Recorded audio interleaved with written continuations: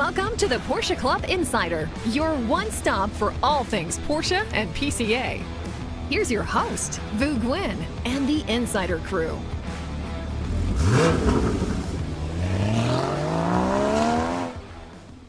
Welcome everyone to episode 64. We're at PCA National Headquarters. Around the table, we've got a full house today. We've got Rob Sass, Manny Albin, Damon Lowney, and of course, as always, Robert Forsyth on the controls. How's everyone doing?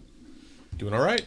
It's a beautiful day out. I'm a little tired because we were packing, 2 containers worth of stuff? You didn't show up to the end. You know what? You guys were packing. Oh, you weren't even there. You weren't even there. This is what it was. Kick the table. It was. You came at the end. But I was the hero, though. I was the hero. The last pallet went on with my effort, really? Right? I knew that would trigger him. You eat a bucket of KFC, now you're a hero. Because you have to wait to push the pallet into the They couldn't spot. get this last pallet in, and I backed it on up. Well, yeah, the magic touch. And my excuse, I was doing e-brake, so I couldn't be there. He did go dumpster diving and grab some pallets at the end. We did. And I got a splinter. Oh, my God. Rob and manual labor. Didn't Rob have an experience with stretch wrap or stretch film or something? Yeah, I wrapped myself. He hadn't done even a full circle of the pallet. He was whining and complaining and looking for a workman's comp because he had to bend down. But I will give kudos, and I don't mean to make his head even bigger, but Manny is the packing king. He knows exactly where things need to line up on pallets and measurements, and you must be really good at, what's that, the game with the falling shapes? Tetris, yes. But this is only because I did this for 12 years. I was going to say, in all fairness, he kind of worked in that industry. Okay, he has a bit of an advantage over Although us. some people are questioning what I was doing, and I'm like, dude, I've done this for 12 years. Just believe in. I know better than to question you on that stuff because, like I said, he's been doing it for a while. But I kept on saying every inch matters. It does. And we got to the last, and we were looking for.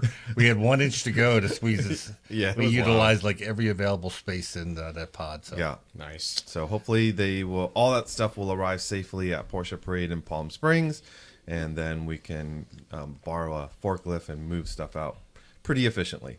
And Rob, did you put all those boxes of your junk into? He did. I saw how full his wagon is. Yeah. So now it looks like Junk. those people at I was gonna Walmart say, that I it's see. probably not all junk. So. No, it's like... Junk is not a proper word, Manny. It's it's not the word I was thinking of. Reference material. But, yeah. It's like a hoarder would say they're treasures, right? Treasures. Yeah. Yeah. So, in deference to the lack of a 3-second delay, I won't use the word that I was going to use. Yes. Please don't make me edit you. Yeah. Again.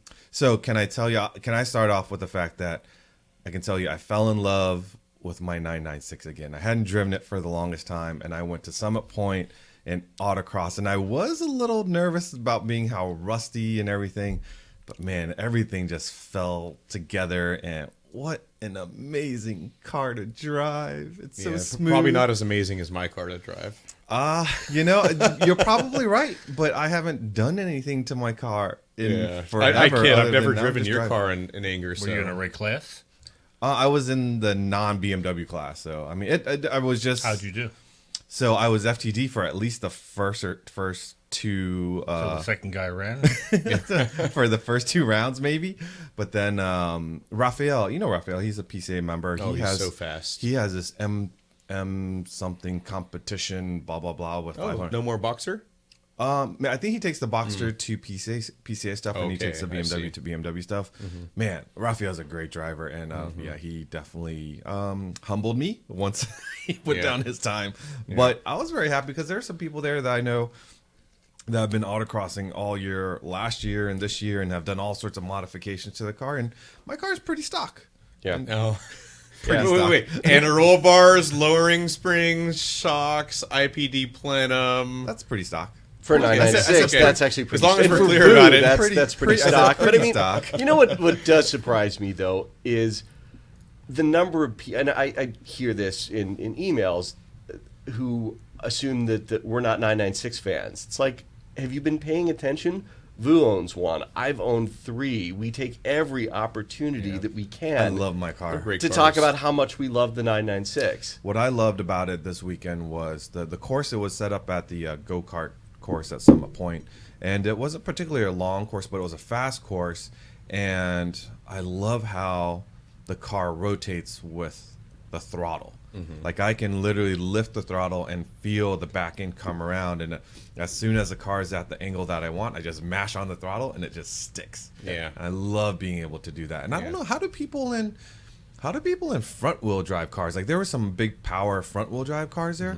How do you get the rear to rotate? Limited slip differential, stiff rear suspension, stiff rear and roll bar, and probably suspension. left. A lot of them are probably left foot brakers. But you're still transferring weight. Regardless, you're That's still true. transferring weight. If they're good at left foot braking, they'll get that rear end out. I mean, pretty I know hard. they do it. I've never driven like a front wheel drive car at like, at a Yeah. at It's that interesting. level, I guess. I've never done that in autocross, and I wasn't like awesome at it in my Golf TDI, and you can't left foot brake in the TDI because of the electronics, Yeah. right? But I will say at Team O'Neill years ago, I was in a front drive Fiesta with the brake booster taken out, and wow, so Yeah. much fun. So Tavener was there with his Yeah. 718, and I love watching him drive. Yeah. And who's what's his name that used to have the Lotus, but he's now driving the Boxster GTS 4.0. Howard Lycan? Howard Lycan. Yeah. He's also very fast. Yeah. And I can just tell you, like when I was, when we were shagging cones, PDK is where it's really at for an autocross. Like if you want to like extract every amount of power from your car, these cars were shifting at least 10 times, during this, I think 40 some second run. And it was just always on power, and the cars were always nicely settled. Yeah. And of course they're great drivers, but man, PDK, Yeah. it's tough to. So I compete with that. texted our mutual friend Al, Yeah. and I'm like, "Hey, how's the autocross?" Because the live timing was down. and Live all timing that. was down, yeah. So he sent me something. Made you nervous, didn't Made I? me really nervous because I'm like, "Oh my God, Vu is only 2 seconds from Michael." That was Tavener." in And the I was- morning. In the morning, yeah. In the morning, I was only 2 seconds behind. Oh, I was so nervous. Yeah. But apparently he got 2 seconds. faster, so I feel better. 2 seconds is like a lifetime in autocross. Not when you're driving Not against against Michael Tavener. Not against Tavener. Tavener is quick. Yeah. Quick. Yeah. But anyways, we you going this Saturday? Yeah, I'll be on Saturday. So we'll battle it out this Saturday. Yeah. And then Are you I going? don't- Are you driving? I haven't registered now. Okay. I don't know if I should mention it, but I will. So I pitched to Vu, maybe if he has time, we do an autocross head-to-head at Parade in my car. I would love to do that if I'm not in meetings and they allow it. Yeah. My excuse is I'm not used to driving your car. Let's excuse Yeah, number well, one. And I'm curious to hear Honestly, your it's thoughts just on it. I would so- love to just drive it just to see how Yeah. much it has changed since you've done all that work to it. Yeah, no, for sure, and we'll see. It's in the back of our heads. I'll be autocrossing. Hopefully, Vu can too. Yeah, we've got a lot of stuff going on for Parade, so we'll see. But anyways, had a great time with CCA at Summit Point. On Saturday, we had our local Mikey and Mel's car show, which had brought out tons of stuff. I think I sent some photos to you, Robert. For those of you, you didn't see them. Anyways, there was there's like this Isuzu SUV that was kind of odd looking. Via-Cross. Via-Cross. Oh, yeah. And it was like in perfect condition. They're and it was weird because there were crazy. supercars there and everything. And when this yellow Via-Cross came through, we're like, where did that come from? Like, Yeah. it was a time capsule car. It was crazy. They're crazy looking. They're either silver or yellow. Yeah. And they're, like late 90s? Yeah, mid 90s, Yeah. early 2000s. Pretty Totally cool. I the think- answer to a question that nobody asked, but Yeah. they're Well, if you super want a weird. good off-roader, apparently those are great off-road. Now, you know So- what I did want, like in high school? I don't even know if there's any of these around. It was an Isuzu Samurai? Or no? Amigo. Amigo. I remember, Remember those? They had like big, beefy tires, small. Like a roll hoop. Sort yeah. Of. I don't Super think they were unsafe like looking. the Via-Cross, though. They weren't No. They were like more. a rally-inspired car. Yeah. They were the. More inspired by groceries, maybe. Yeah, the Amigo. That was like so a... we had an Isuzu Trooper growing up. That was the Or first like the car. original boxy first gen Yeah. Trooper. They I have a love huge those. following. They have a They're- huge yeah, one, but the very- problem is those all rusted. So if you have one today, that's rare because ours literally rusted apart and just things. It was a great. The engine kept running, but Yeah. everything around it just kept falling off of the car. Yeah, but I mean, everybody loves those boxy early SUVs. Yeah, we saw first-gen them Monteros. jacked up at SEMA with again. Where do you even find those things? Like the anymore? old Land Cruisers. Yeah, exactly. Yeah, you know where to find them. The West Coast. That's the only place where they I have them guess. biodegraded. I guess. How about you? What'd you do, Rob? I got a lot of use out of the 996. What a coincidence this weekend. Took a long drive with the kids. I let them eat in the back of the car, which I don't remember when I posted something on PCA social media with my kids eating junk food in the back of my 996 Turbo, and just the flurry of You can vacuum. You can blow it out. I mean, it's even like, their Dorito fingerprints came off the Alcantara I can headliner understand just if fine. it was a Concours whatever, or a long hood or 356 or whatever. But it was like everybody wanted to basically stick the automotive equivalent of Division of Family Never buy a car from Services. Yeah, because they're going to be like Dorito the best part fingerprints. is your kids are going to remember the fun ride in the 996 when they were eating their Happy Meal. Exactly. Manny's like, never buy a car from Rob. That's pretty much a given that you would never buy a car from him. Well, especially with the Cheeto stained headliner. How about you, Manny? Where were you at? Let's Actually, see. you were single, Manny, this weekend. I was. Your family left yes. you. Not left you for good, but left you for the weekend. It turned real dark for a They went second. to New York. I'm sorry, man. I'm sorry. They left me, but the soon. mother-in-law stayed at the house. Oh, the best deal. Went to Cars and Coffee in Hutt Valley. I sent Robert a picture of this guy. Look at this go-kart. I showed this to Rob. So he claimed that there's only 2 of these go-karts made. One sits in the Henry Ford Museum. The other one he restored. Evidently, this company made it because they were trying to promote. Ford wanted to promote their recent signing with Lotus to provide engines. Let's describe it for those that aren't watching on YouTube. So it's supposed to be a replica of Jim Clark's Lotus F1 car. From Yellow and green. Like 64 65 or 64, something yeah. like that. From far away, I thought it was a John Deere a tribute or something like that. So it must have got my attention, so we all walked over there. And very cool. I mean, he was selling it. I think he was asking $3,500 for it. So Suspension. good Yeah. I was not there. That was like, wow. So the inside where your feet would go, that's solid. That you don't put your feet inside of it. Your feet rest on the side where the axles and the open wheel is. wow. But For extra safety. yes. Well, considering that it has brakes, what are those kind of brakes called? That Friction brakes. Friction just rubs against it's the tire. basically a bar that rubs against the tire. The old big wheels, Yeah. were like that. But still very cool. He drove, got like a he drove lawnmower around engine? the parking lot. Lawnmower engine on the back of I it? think it was actually a Ford lawnmower engine, or I'm sure it was just Which would be So appropriate. it's painted two-stroke. red for some reason. yeah. It's a good looking little go-kart. That's Scotty Reese behind him. Oh. Scott got a little triggered when the guy said that Triumph motors were, what did he say? They were Tractor like motors? tractor motors or something like that. I've never seen Scott get so Wound up. offended. It's a good thing Ron Gordon's not here. Yeah. Scott and another Triumph owner quickly corrected him. I said, boy, if you weren't here, I would have believed him. It sounded like a legit story. That I thought they were. I always heard that they were like evidently related they to are Massey not. Ferguson tractor engines. I think, and I don't want to give misinformation, but I think one of the earlier Triumphs, not the 6, might have had something base from a tractor or something like that. Yeah. I mean, it's still that little go kart was pretty cool. I like it. And I had to do this project. We have a garden in our backyard, and it's It's Fort Knox. What the heck? so last year. That's your backyard? Yes. Last year, we had Do you, deer like coming run in. plutonium or something? I mean, what's with Deer the... was coming into the garden. They were eating the plants, and the fence was about 3 feet high, and it was meant to keep rabbits out. Yeah. Which it did. But Where then the frick the deers came from, I don't know. So they because we live in a development, it's suburbia. yeah, exactly. Yeah. So the deers came in. So this time I'm like, yeah, it ain't gonna happen on my watch. So I It looks like a buffet to I a bought deer. 60-inch tall fencing, and it's called T-post, I think. Uh-huh. And this tool, I should have taken a picture of this tool. It's $50, and I didn't want to spend it. I'm like, oh, I can put it in with a. Oh, you mean the barrel with the 2 handles? Yes. Yes, that's key to putting those in. Well, I didn't realize that first. Oh. So first, I told Roxanne, I go, I'll get the. I got a little sledgehammer. Oh, no, that was not wrong doing tool. it. So I said, oh man, I got to go back and spend $50 on this tool.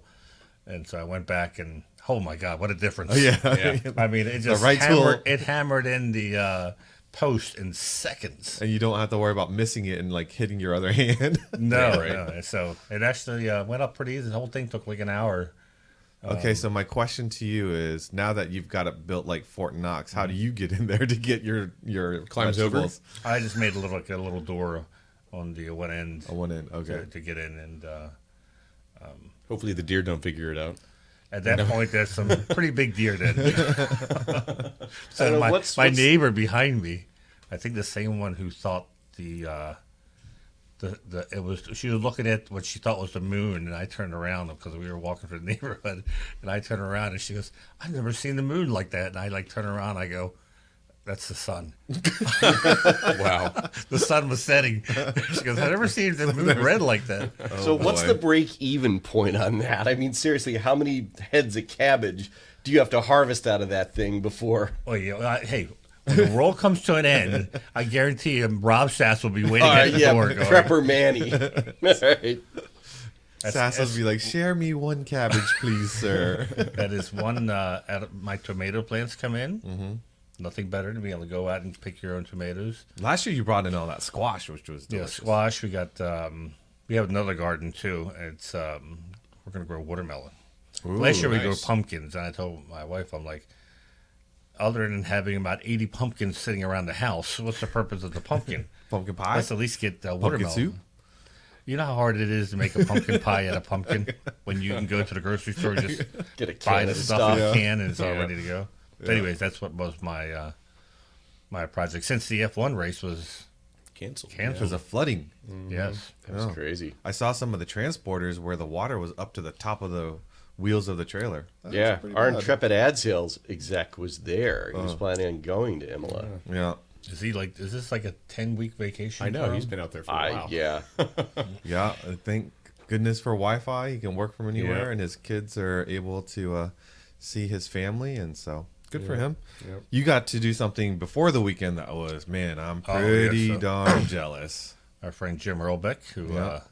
has provided us a lot of content with his collection, called me up and said, "Hey, I reached 1,500 miles on a Sport Classic, so if you guys want to do a 1-mile review, come and do it."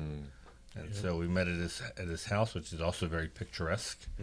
And I got to drive the Sport Classic, and at little much more in anger than I did the first time when I drove it home from the dealership for him. And I was very impressed that it's not. It's different than the turbo, even though it's essentially the turbo. Being just rear-wheel drive only, having the front wheels not being driven. Launching it out of a corner, you got to adjust the steering wheel. It's Sure. The front wheels aren't Scares you a pulling you little. on, and that's one of the things we're going to talk about. The 993 turbo that I drove is what makes a car fun is the fact that you're a little scared of it. And when there's cars that are so capable, like a 993 turbo, like my scoring, if you haven't watched the video yet, the overall fun factor score on that car was probably lower than I originally anticipated because it did it so well. But if you subtract the sure-footedness of a all-wheel drive system and you put all that power just to the rear, like in the Sport Classic, then it's what I call a little bit diabolical. And when you have that little sense of, ooh, this might actually, be bad if I don't do this right, like that adds to that fun factor, right? That fear factor. Yeah, So- like a 993 GT2 or the Yeah. 997 GT2 you Yeah, drove. exactly. So, and by the way, just heads up, we're aiming to have that Sport Classic 1-mile review up on June 3rd. So something to look out for. If not, it'll be the GT2, but I'm pretty sure we're going to get the Sport Classic up first. Okay. Yep. How about you, Damon? Your car's running now, so did you autocross again this weekend? Excuse me, no, I didn't. Gosh, a while ago, so I'll have to back up a little bit. John Novotnik is the 2023 Parade photo editor, and he's done Photo of the Week, which he recently stepped down from. And Photo of the week in e-break news. E-Break News, our weekly newsletter, and the Photo of the Month gallery on PCA.org, which I was reminded, hey, you need to take that over. So sorry, John, I'll get around to that. But I'm friends with him. We've had a lot of interactions over the years, and I'm friends with his son and his son's wife and just the whole family. And so I was talking with John and Trevor, his son, about how I had done all this work on my Cayman, And it really wasn't all that hard, like it was challenging, like it's, as long as you have the tools, you can do it. And I got hey, when I'm doing all that clutch job stuff, later this year, you'll be able to help, right? Yeah.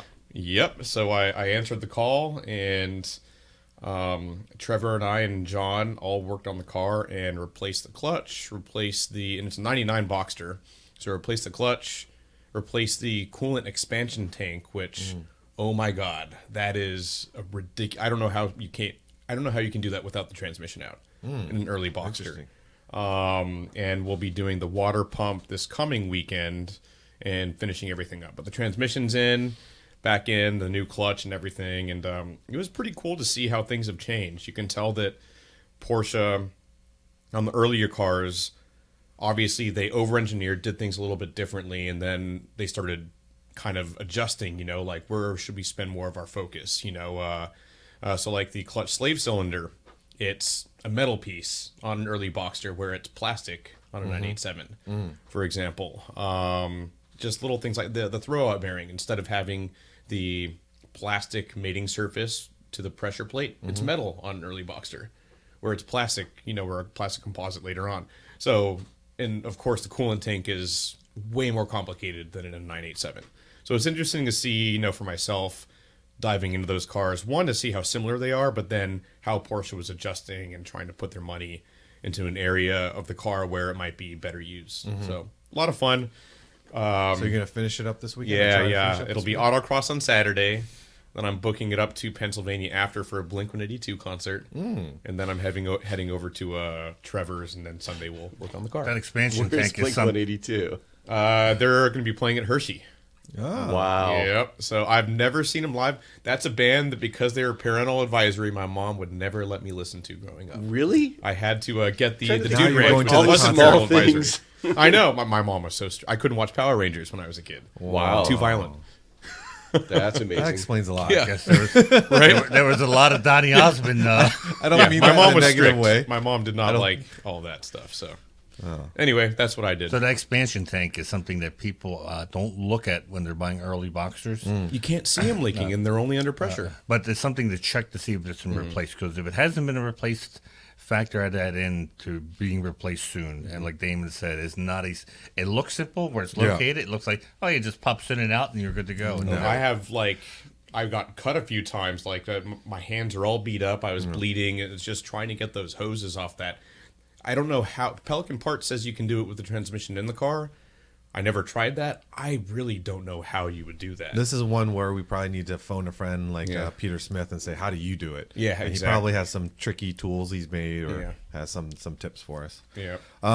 Before we go on to the next segment, you know how we always, when we're traveling, we're kind of looking behind buildings, looking inside of garages for things that are covered. Well, my buddy Gregory down in DC has always mentioned to me about this 911 that he passes all the time. So he took us, I went down there to meet Loanne and the kids for a festival, and he's like, let's go down this street because I want to show you this 911. This is DC? This is in DC, and this car is just parked on the side of the road. Now, it's at least an 86, right? Yeah, with the That is a rough-looking 911. Now, I think that Brake guy light. let his kids play in the back seat of the car. they Just jump through the window. So in DC you can't park in a spot forever, and he says the car moves around, and there's always notes. And actually, when we drove by it that day, there were notes on the windshield where people, I guess, are saying, "Do you want to sell the car? I want to sell the car," but it's just sitting there, man. So my question to you all is: would you even consider it? Did you describe the car for the listeners? Oh, that's a good idea. So it looks like an 86 or 87 Cab. 911 G-body cabriolet. Guards red. In guards red with major fade because it's been sitting outside. Flat paint and shiny paint. Yep, flat paint, shiny paint. The top Paint looks, actually peeling off. the top looks like it's been replaced before because it doesn't look like the original top, but the rear window doesn't It's like really the kids exist. jumped through it. Yeah, as we the were talking plastic about. was dry. There's paint peeling. That's It's- like an it's- 86 or 85. It's got to be at least 86 because it has the rear brake brake light. light, right? Yeah. So, and then it's got 15-inch Fuchs. So, would you even consider that car? Like what? I know how who much, would. How much would you pay for that car? the way it's sitting. Okay, Alex Manos at Beverly Hills Car Club would pay 14 for it and ask 29. 14 for that car? I'm no. But I mean, to me, the frightening thing in today's market is that is probably a $28,000 car. That's a $14,000. But I mean, $28,000 If the engine is running, if it runs, that car is in the 20s. People aren't going to sell it with the window all cracked up and everything. They're going to respray it really quick. Respray, put a new top on it, or put get the engine window running, sewn in, get it nice and pretty. Yeah, and you got a convertible Porsche. Huh? As it stands, I don't see how anyone would pay 20 in the teens. Maybe. Remember, depending what the engine is, the engine alone. The engine alone, right? That much. True. Yeah. No, but I mean that's the sad state of the market right now. Is look, 5 years ago that's a $12,000 car, a $13,000 car. Now it's over 20. Just now, because of a couple of blocks away from this car, we don't think it's the same owner, but there's a GT3 sitting up against the curb with a car cover on it. How crazy is that? Imagine this is in somewhere in DC. This is in DC. Wow. Yeah. That's crazy. That's sad to look at that car. 'Cause, I don't know. Wonder, maybe the guy, it's his treasure. Even this though is what we got to show Bogdan, who posted the that one thing. This is I chuckle at some of the stuff that he posts because he's so young. What did he post? You can't something about you can't you can live in your car, but you can't race a house. Or yeah, like that. yeah. There you go. There's someone who took your advice. Is live it in the car. Exactly. All right, let's go to the next segment, which sort of celebrates the event that we will be attending. No, we will not. We PCA. Yeah, we PCA. We PCA. Boo is attending. Yes, and The that schmucks get to stay back in Maryland. Are you going? No, I'm a schmuck. Oh, you're a schmuck too. All right. No, I don't even know what it is. In June 8th? June 8th. Yeah. June 8th. Well, June 8th or 10th, the auction. June 8th we'll be here for June 8th. Yeah. That's the announcement of the whatever car they're going to announce. Yes. That we talked about the last podcast. So we've been trying to figure this out. But you know. guys know. No, I don't know. Oh, you don't know? No. Okay. Never mind then. Yeah. I don't think Rob knows.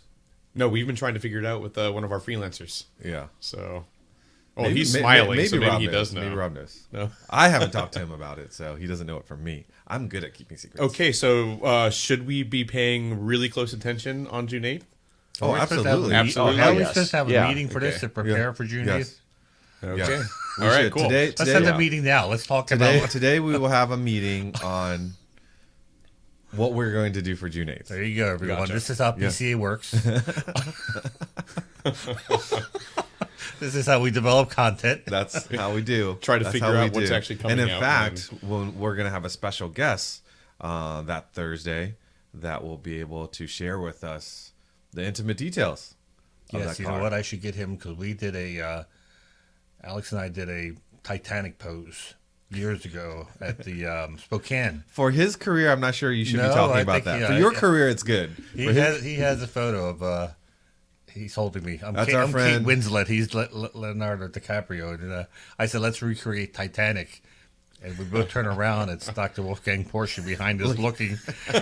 Next to him was Kaza. We the love CEO. Mr. Alexander Fabi. He is one of the Very fun truest guy. friends to PCA, and so many of our projects were due to his support.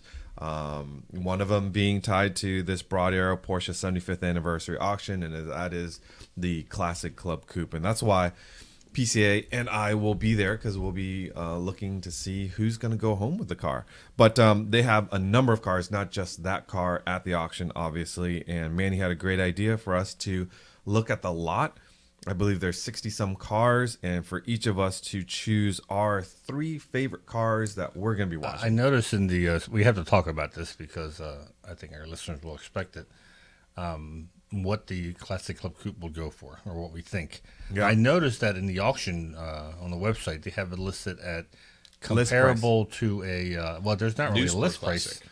because it's a used car that they converted. No, they did the list price of a modern day sport classic. That's what they compared it to. Yeah.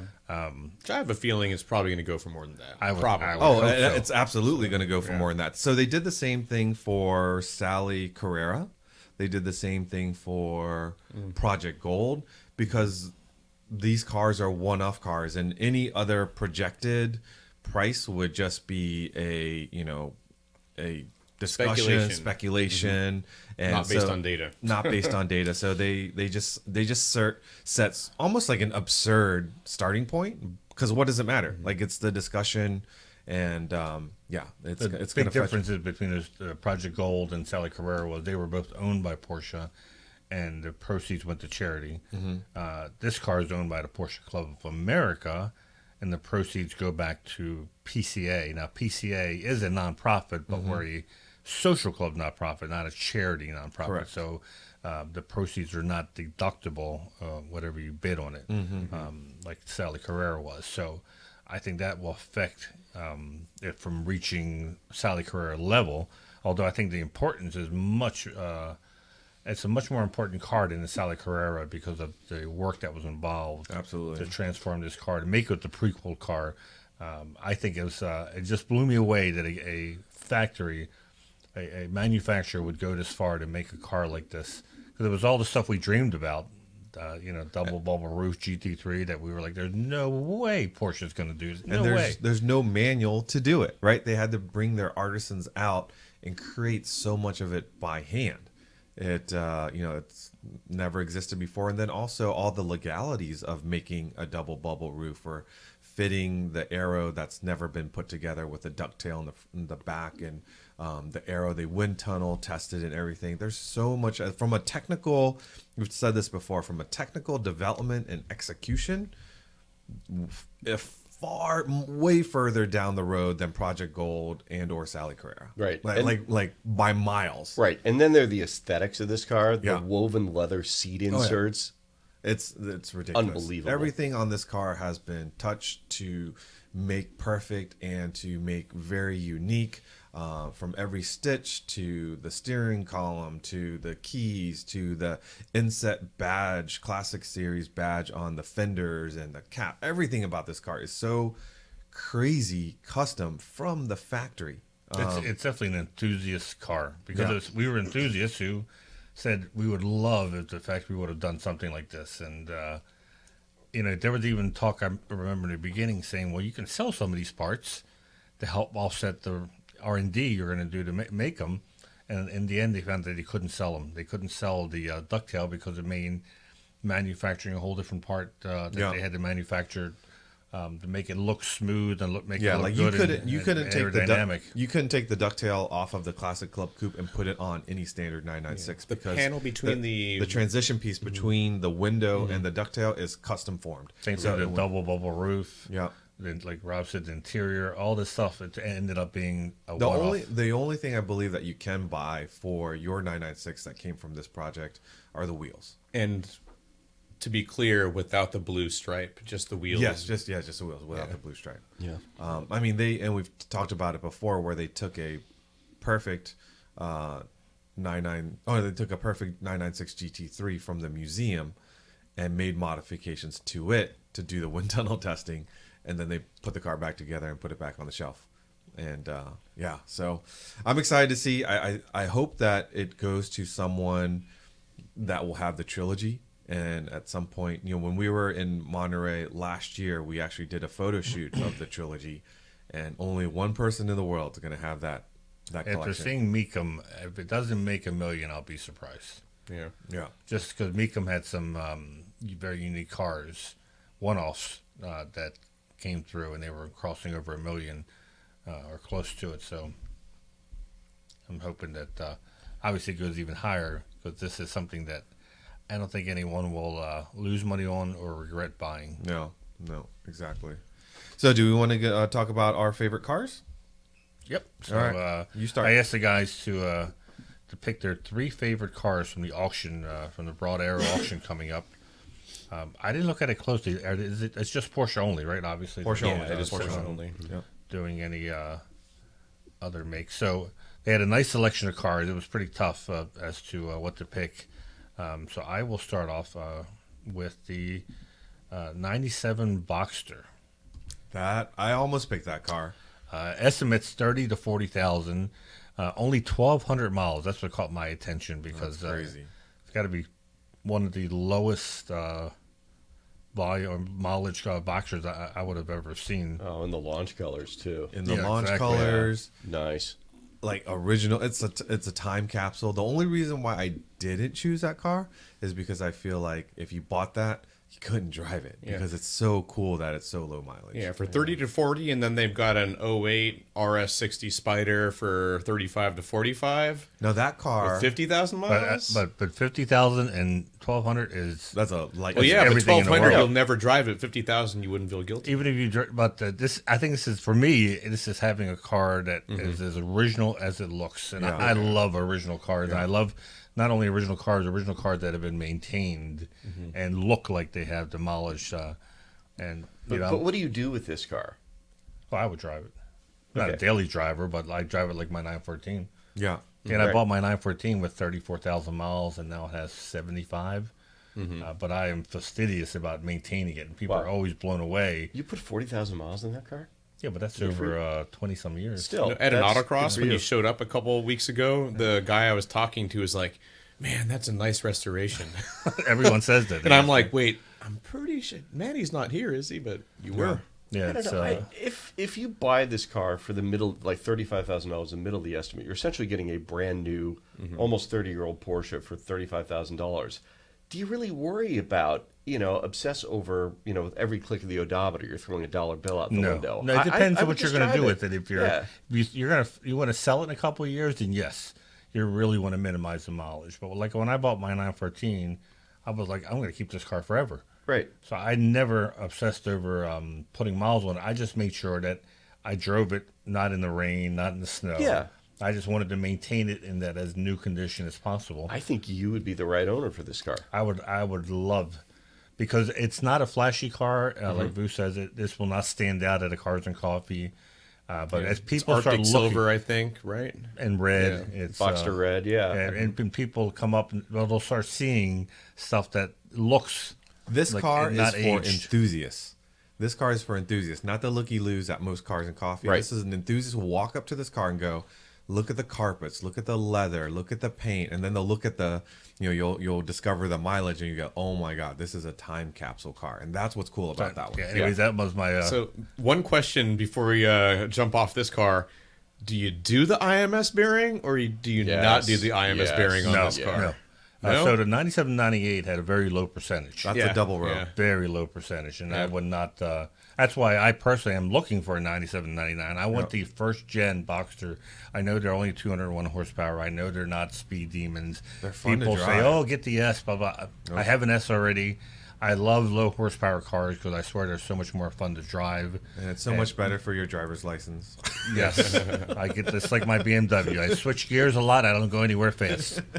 He always has the pedal in his little Z3. It's either off or on. There's Yep, nothing yep. in I between. guarantee no GT3 owner has their pedal flat out as much as I have Oh on that my BMW. Right. I mean, I think we can all agree. We've talked about this before. It is far more fun to drive a slow car fast than it is Absolutely. to drive Especially a on fast the car street. slow. Yeah, on the track, Yeah. you're always looking for more horsepower. And there's always going to be someone faster than you. So All right, so the second Next time car car. I picked was the one that Rob Sass owned at one time. Not this car in particular, but the model, the 76 912E. With a 60 to 80,000.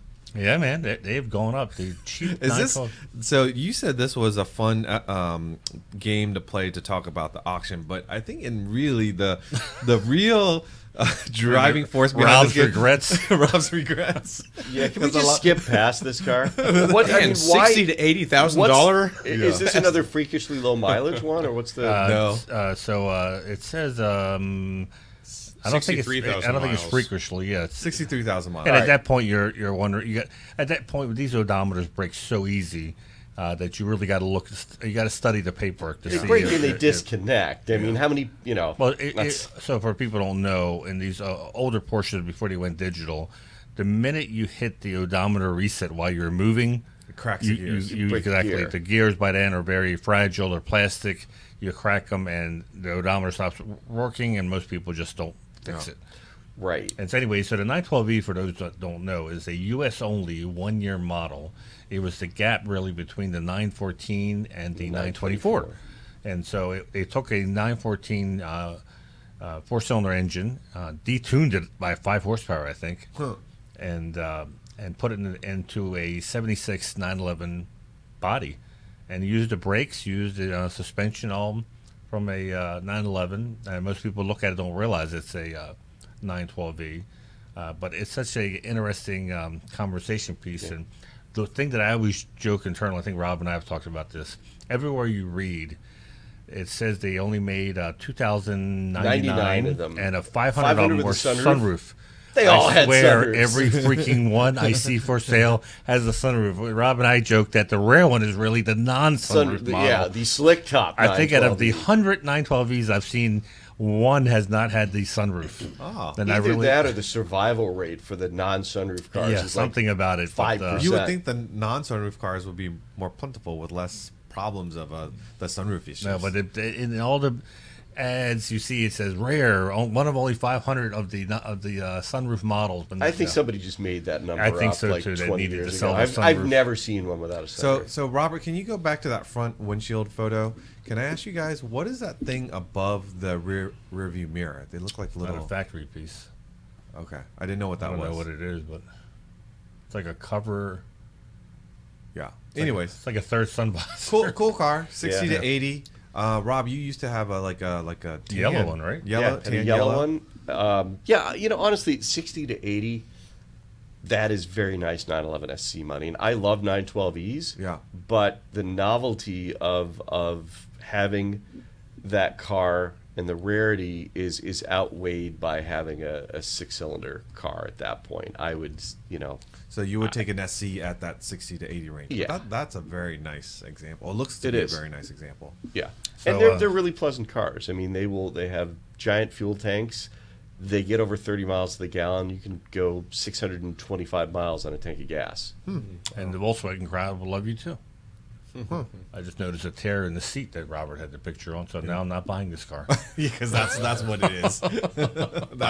that's what's gonna keep you from bidding. So the last one, I think it was a couple of us picked this, the 71 914 6 with the M471 option package. I didn't pick it because it just made me sad to see it. Yeah. Why did it make you sad? Because I have a car that similarly looks like that, but it's in pieces. Oh yeah, your car looks like this, just like I look like Brad Pitt. Squint your eyes. Squint your eyes. So for a those who good-looking don't know, the M471 was the optional package that they put on there with the flares, the bigger tires or wheels. It's what in the description they do. I think the description does a good job of explaining how they were trying to get this car legal for SCCA C production, I think, and the SCCA required them to make 500 of them, and they kind of like found a loophole by offering this as an option. And they didn't have 500 people that picked it, but they offered it as an option. They made more than 500 cars, 914.6s, so it worked and it qualified. And I think less than 20 were actually factory made. So this is blue. You see a ton of them with the flares now. For but this those is that one are of the factory listening, ones. this is blue with the wide body kit, chrome bumpers. Manny, would you say this is the ultimate iteration of a 914? No, that would be the 914.8. Oh, yes. That would be the one of two made. One of two. But that is this is something that I would love to have a 914 with those flares on them. Oh, it's They look beautiful. very muscular. Yeah. It's so cool looking. What Porsche did with So the so a 914.6 without flares has the same power as this car? yeah, exactly. So you're putting flares on, making it slower, heavier. And it's got the same 110. But you got you can put wider wheels on there. Yeah. So it doesn't turn quite as well, but it grips. You know, we could use Sorry, the I'm same, just- we could use the same argument for your Cayman. All the stuff you've done to it. In all fairness, you could build. I would like to do a build reminiscent of this car, but with like a 3-liter or a 3.2 or something, that has the power to match the aggressive looks with the flares. I love the way this car looks. Yeah. Yeah. That's a gorgeous car. Yeah, and All it has right. history to it. So that's what's it's not a replica or. Let's go That to build. Rob's picks. I'm shocked I'm the only one who picked this car, but the gosh. first pick is the 997 GT3 RS 4.0. I can see why you picked it. It's just my picks were like within Vu's reach, and that car. Mine were all over the place, and Yeah, this car so is not. This is living proof of the old Why don't you say adage. what color it is so that way Robert knows which one to pull up? It's white with the stripe down the center. Yeah. It's white with the There gray it is. stripe, the One. classic. Yeah, that That's is like Bob Yeah. Miller's. that's a beautiful. So if I were a multimillionaire, oh yeah. Yeah, but I mean the thing is, it's living with the adage. It takes money to make money. This Yeah. is going to be $1 million plus car one day. Probably not in the very distant future, but the buy-in now is $650 to $750. So here's my argument to not get a 4.0. You pay all that money for a 4.0. It's the best, quote unquote, the baddest, in a good way. I drove a 4.0 in RS 3.8, not back to back, but pretty dang close back when they were new. They're not different enough to go for a 4.0 and with the 4.0 going for why not just go for the cheaper 3.8 and drive it and not worry? I His don't know, I don't email is disagree, but I mean- DamonL@pca.org. Look, he is actually on to something. I mean, let's face it, the 2.7 Carrera RS, Yeah. the difference between a touring and a lightweit is, Or an $800,000 S, just a versus regular S two. in an RS. Right. Yeah. It's incremental at best, but this is it's This just is a car that if you're building a Porsche collection, Yeah. Yes. you must have. Just Yeah. like Rob said, the RS, you must have. There's certain cars you must have in your collection. The 4.0 is it. And to be clear, it is the best 997, I think. Well, it's the I'm final just giving iteration. crap when, right when now. the So- history of the internal combustion 911 is written, this one is going to be way at the. I don't at the think top. 3.8 RS owners have to feel inferior. Yeah. Yeah, and agreed, This agreed. looks to be Right. as you said, for a museum or for a collection. This looks to be a museum quality example. I mean, you just saw Yeah. a photo of the gear shift knob, which is the red Alcantara, and not a single mark or wear. I mean, either they wore gloves or this car has like super low mileage. And let's face it, this is a legitimately very rare car. Yeah. They sold 126 of them in North America, and it has 3,000 miles How on much wasn't like Jerry Seinfeld's black 4.0 for sale? Didn't that go for like some crazy money too? He had like a I black. can't wheel. remember, but they've never been cheap. They've Yeah. right from the get go there. But like we said, it's just it's something that you must have when you're building a collection. If you're looking just for one Porsche, like Damon said, for a lot less money, Yeah. you can get a 3.8 and be perfectly happy. It's not a night and day difference, But it's it's just the if you ultimate. want the best, Yep. That's the best. That's what you get. Yep. All right, next. Next is it's orange, Robert. It's the 74 911 Carrera. The that US? was very Yeah. nice. Yeah, U.S. Carrera, and I chose this not so much because who doesn't love an orange G-body 225 car? to 270. But that's why I chose it. Is the pre-sale estimate? Weren't these like is just- $15,000 just like I 15 remember years that. ago? Right. Yeah. This is the beginning of the malaise era, 1974, when the rest of the world started to get the really good stuff, and North America got the the stuff that Did he was pick up after Metzger Malaise? Is that who was he an you know, engineer? the lower Made horsepower low stuff. horsepower But I mean, cars. this car has the same 160, I think, horsepower that a 74 911S would have. It's got the wider rear flares, the ducktail, the 6s and 7s, and everything else, but it is not any faster or any better performing than a 911S would be. The European car, the rest of the world car, everybody knows is That's totally different. Was the MFI car Yeah. that had the RS. the 27 RS 210 horse, very different car. Yeah. This is priced like one of those. Yeah, that's surprising because Yeah. I do remember that. You would avoid these because what Yeah. magnesium cases, the head studs, Thermal all reactor. The 74s aren't as bad as Yeah. the 75 6s and 7s, but it is a US 27. But the crazy thing is, like I said, this car's priced like an MFI Carrera. It has 25,000 miles. 25,000 miles. That's crazy. Yeah, it Gotta be was the color. It was part of the Color, Brumos yeah. collection. It was a class winner at Amelia Island. It's in perfect so condition. Look at that. yeah, wonder- I it's wonder how- absolutely gorgeous. But I mean, this is going to set a world record for US G-body 27 Carreras. it is gorgeous, but that is a lot of money. I mean, Yeah. for that money, you literally could go out and buy a rest of the world MFI Carrera. I always wonder about the collectors who get into the hobby, and they're not lifelong Porsche people, but they want to get into the hobby, and got in the Porsche bug, and they buy a car like this, and they're very proud of it, and then they're basically told, you bought the wrong Carrera. You should have the European model, and this is what you should get, and then they have to sell this one. And it seems like I see a lot of collectors go through these phases where they buy certain cars, and then they realize they weren't the cars they were supposed to buy. Because they didn't have someone really holding their hand, or the person that was holding their hand wasn't that knowledgeable. But I don't know. If you want the best of the best, I mean, this car looks is to be it. Yeah. absolutely. if you want the best 74 US. Right. Yeah. And it is gorgeous. I mean, who doesn't love an orange 911? And, to me, just from a look standpoint, this is kind of the pinnacle of a G-body car. Is that original or been restored? No, it's a 25,000 mile original car. Yeah. Yeah, original. This unrestored. falls in your world, Manny. You love Yeah. original cars. Yeah. I don't like six-figure cars, though. All right, and your last one? The last one is the black 1993 968 Club Sport, Which was Damon also and my I- choice. I know. Yeah. I know. So the strange thing is, black is actually a pretty rare color for a Club Sport. It's kind of like the Club Sport world turns Yellow. things on their head. Yeah, the colors that are ordinarily rare, yellow, speed yellow, Riviera blue, stuff like that is more common to the Club Sport. And we learned that the Club Sport logo did not come from Porsche. Really? Yeah, I mean, the logo is their logo, but it was never on the side of the car.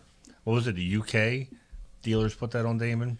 I'm not sure. I thought we did This a is a video or Japanese something. market car. But I mean, originally. everybody copies it. But originally, what my understanding is, the UK dealers or distributor put it on, Yeah. and everyone liked the look of it and started putting it on their car to it. And I always thought for the longest time they came from the factory like that. Yeah. Well, Well, it looks good. what I think is amusing with these cars too is obviously a lot of comfort options are deleted, for the standard Club Sport, like air conditioning, power windows, and a radio. A lot of them get added back. This one had the AC and the power windows added back, but not the radio. So man. it's like, can't take that extra 5 kilos that the radio is going to cost, but we'll add the. So that means no NPR on the road trips to the track. Where were we recently? You drove, and we did listen to NPR the whole. Oh, when we went down to Eastern Motors to do that, and he was my Uber, and we listened to NPR Yeah, all the way it's down, and all always the way on. back, and he was so happy. It was like you would think he was listening to music. So I would take it the black wheels came from the factory like that? Because Yeah, I know they were always color-coded. Yeah, on Club Sports. yeah. So I'm assuming those. So are that's factory. got to be kind of rare because black wheels back in the early 90s were not all from the factory. That was something people Yeah. were just starting to do. It wasn't in vogue yet in Yeah. '93. Yeah, the term "murdered out" had not yet been coined. No, and so that's got to be pretty rare if that's all factory because I can't remember seeing. I remember when Porsche did the color-coded 964s, they're all red speedsters, all yellow speedsters. It was, but black is rare because I've never seen a black wheeled factory. I haven't either. So this one obviously still has the rear seat delete. It's got the the fixed hardback sports seats and everything else, but it's got power windows. That's and pretty AC. reasonable. I mean, I haven't tracked Club Sport models, but 80 to 100 for a car in that condition. Yeah. That seems Club reasonable. Sports to have a special car like that. Yeah. Yeah. Well, I mean, it's we've talked about this before. That car, a Cayman R, and a 987 Boxster Spider are 3 cars that, by and large, are still under $100,000, but are very special. I would say this is probably even rarer in the U.S. because it never came to the U.S. Right. Yeah. Where the the Cayman R and the Boxster Spider obviously were U.S. models too. Yeah. I mean, this is kind of it for a 4-cylinder transaxle car, unless you find one of the, I don't know how many were there of Turbo 968 RS? turbos. Yeah. Yeah. That was, Not many, but All right, so love this. I think I'm gonna make an executive decision. Maybe we hold my pick and Damon's pick for the next podcast because we're like almost at the end of our hour, and we still have videos and So news you're to gonna go leave the through. listeners hanging. We're gonna leave you hanging, but we'll be back for we'll give you our picks for on the next podcast. But let's move on to recent video and news.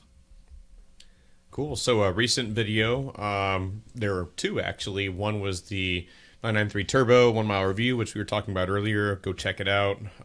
We did a great job with an in-depth, I think, almost 20 or over 20 minutes, and really, really good review.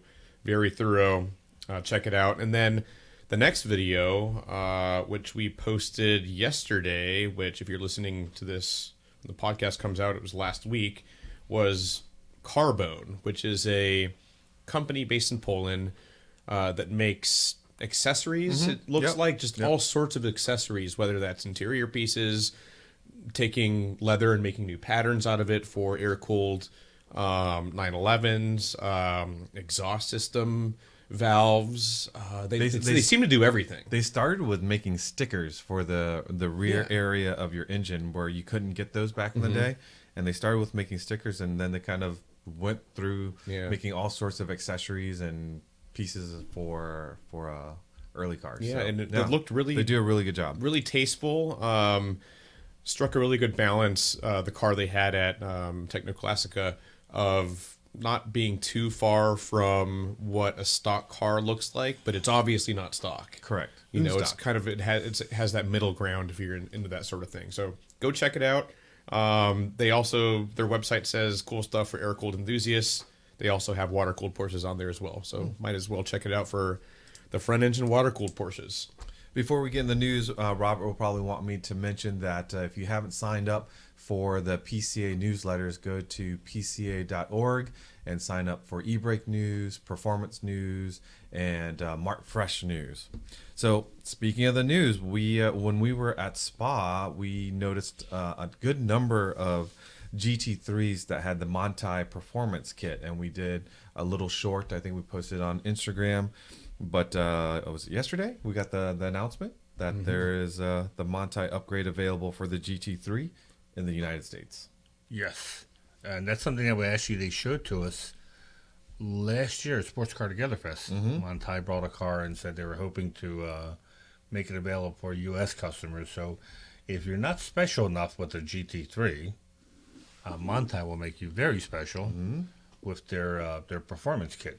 Yeah, and it's not only special, but it's effective, upgrades for the car, for the track. It's not just look at me upgrades. These are definitely performance items. And maybe, Manny, if you can, for those that don't know, who is Manti? Right now, they're pretty much the hot rod division of Porsche. Yep. I think they were like AMG before Mercedes bought AMG, and it's a separate shop, but that Porsche owns 51%. Blessing and everything from Porsche. So factory warranty. I think it's the stuff that the engineers would like to put in their cars, but maybe won't get approval. But they run it through Manti, right? And so they can say, "Well, it's a Manti bit. It's not Porsche," and it's how they can squeeze in some of the stuff that the engineering wanted to put on their car. And I'm pretty sure that every Club Sport or every GT car that's meant for the track goes through the hands of Manti before delivery. Yeah. And just to kind of list what you get with that package is a 4-way adjustable suspension, lightweight wheels with detachable aero discs, stainless steel braided brake lines, upgraded brake pads, and then better aerodynamics with a new front splitter, the front little dive planes or flicks, I think they call them, a new rear diffuser, carbon fiber wing, and the aero discs on the wheels also help with either brake cooling or aerodynamics or both, one of the two. Yeah, and it's for those that don't know, right? It's a pretty, some would consider a pretty steep price for a quote unquote performance upgrade. Was it $57,000 or so? But I'm guessing all of this stuff is done through R&D, and it's just not, again, pretty accents that you're putting on the car. This is stuff that has been calculated, researched, wind tunnel tested. And you maintain your factory warranty. You maintain your factory warranty, and plus Manti's a proven team that has won in motorsports many times. Let's look at the times. A 2022 992 GT3 at the Nordschleife would do 659.927 around that during that lap. The Manti Racing kit would drop it to 655.7, which is only about 6.5 seconds behind a new GT3 RS at the Nürburgring. $10,000 a second. Yeah, pretty much. Really expensive. And then if you want the wheels, it's another $15,000 on top of the 57. So really expensive. But it does set you apart from standard GT3s. That it does. So If, like Ferris Bueller said, if you have the means, I highly recommend it. All right, the next news item has to do with tires. This the 24 hours. Yeah. Yep. Yeah. Montai did not make a puncture repair kit. A plug kit. They were one of the many teams to be affected by punctures at the 24 hours, which really threw. I think they said 7 teams were affected by it. So it really threw things for a loop. And hey, shout out to Earl Bamber who won in the Ferrari, which was, I think, was a privateer team too, which is pretty impressive when you looked at all the factory and machinery there. And the 24 Hours of Nürburgring is serious stuff. It's a lot of factory supported teams. And so Earl Bamber used to be a Porsche factory driver, and he won in the privateer Ferrari. So Good for kudos him. to him. The 992s would have done better if they wouldn't have had some of these tire problems. I think Kevin Estre was doing very well with the Montai EMA machine, but I gotta imagine, the tire sponsors, tire manufacturers, you can be a hero when everything goes well, but when you have days like that, oh man, you probably want to crawl into your cave and just go, how did this happen? well, yeah, like you said, the teams immediately blame the tire manufacturers. Of Yeah, course. well, they're saying here that it's they think it was, looks like an engineer said that it was something with the tires in combination with the car itself, which makes life quite hard. So don't seem to know exactly. I was about to say that does not. That They don't sounds know like a exactly roundabout what it answer, is. The tire engineer going to the chassis engineer. Wasn't my fault. Yeah, I know. We'll see if they resolve that issue. On the next news item, we're talking about brakes in Puerto Rico. Yeah, that was really That was interesting. It just this recall affects just the Puerto Rican Puerto market. It's in Puerto Rico. So And it's a Taycan, and because basically what's happening is that it's not giving you a warning that the brake lights are worn out. The lights don't come on. the brake pad level warning light. Bizarre, but it's Puerto Rico only. I thought it was reminds me maybe the whole Latin American market, because there's Porsche Latin America just like there's Porsche cars North America.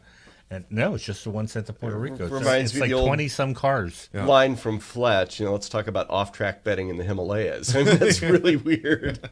But thankfully, no one's been hurt, and they've figured it out, or they've been alerted to it. Yeah. And it's like some sort of software change. It's not nothing. It was the wrong warning light with the incorrect color. Yeah. That's what the story says. Whoopsies. So it says change your brakes in blue. Nah, ignore that. Right? It's not the right color. Not the right color. So if you have a Taycan in Puerto Rico, you probably have already been contacted, since there's only 20-some cars that are affected. Wow.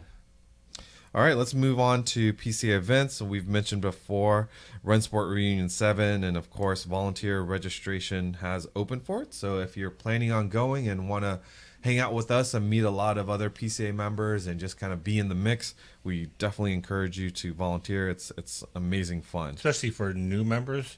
If you want to meet a lot of people in the club and be their best friend, work the corral. Because there's It's nothing better than when people are showing up all happy and everything, and you're the smiling face they see first, and they park. And I think I compared it before to like people arriving to Disneyland. Everyone's happy. Everyone's happy. And it's a great job. Or if you work in the hospitality area, helping out the tent or whatnot on the island, there's a reason why people volunteer every day, because it's a great social It is. exercise. Part of the experience. Yep. PCA is National at Sea with Princess Cruise Lines. We are already, more passengers will be sailing with us that have registered for the December 9th through 16th cruise. So we are super excited about that. Again, I'm guessing we're going to get close to 1,000 people on this cruise. And Princesses, every day they're putting more and more things out there. Actually, I think I can say it now, but they're going to be presenting to our club race group. Club race has to figure out how they're going to give this away, but they're going to give away a cruise package for some club racers, and then also for those that does PCA sim racing. A simulated cruise. We're gonna send you a video of a cruise. No, they will actually send one of their top drivers to the PCA. Do you have an age thing? Because I think most of the top drivers are like 12 years old. Oh, I know. We must have, actually. That's a good idea. We have to at least put. It must come with parents or something. But anyways, Mom, I got all you can drink. Yeah, but it just goes to show you how they'll be at parade with us. They'll be at works. They are all in, and the support we're getting from them is tremendous. And of course, once we're on the ship, they're doing so many things that are going to be special. So if you have the chance to come, I'll see you there. September 20th through 24th is Treffin Gateway to the West. Again, it's a Ritz property. Registration will open on June 28th. Where exactly is it? So it's outside of St. Louis. Okay. I don't know the exact address, but it's not in the city. It's beautiful roads and kind of out. I don't want to say in the country because that's probably not correct when you talk about St. Louis area. But yeah, I've been promised some great driving roads in and around the area. Yep. And let's see. Anything else before we sign off, gentlemen? With that, thanks for listening. We promise we will get you Damon and myself's picks for Broad Arrow on the next broadcast. If you aren't currently a PCA member and you own a Porsche, just grab that VIN and head over to PCA.org and we'll get you set up. For those of you that are looking for a Porsche, we have the test drive program, and we'll help you find one. Remember to follow our podcast Instagram page, behind-the-scenes photos and videos, Porsche Club Insider, all one word. You can send us a message. We love seeing the likes, the comments. We read all of them. Podcast at PCA.org if you want to drop us a note. Until next time, take care.